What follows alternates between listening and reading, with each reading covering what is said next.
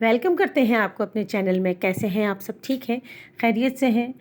आज की वीडियो में हम आपके साथ शेयर करेंगे नेक बनाने का वो तरीका जो बहुत थोड़े से वक्त के अंदर बहुत जल्दी तैयार होने वाला और बहुत ही आसानी से तैयार हो जाता है।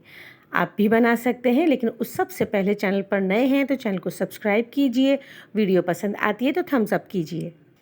फ्यूजिंग पेपर का ये साइज़ मैं अपनी मेजरमेंट के हिसाब से ले रही हूँ। आपको जो आपका साइज़ हो आप अपने साइज़ के अकॉर्डिंग ले सकते हैं। यहाँ ये याद रखना निहायत ज़रूरी है कि नेक का फ्रंट बैक दोनों ही बनना है, इसलिए साइज़ लेते वक्त अपने हिसाब से आप जो आपका साइज़ है उस हिसाब से लीजिए।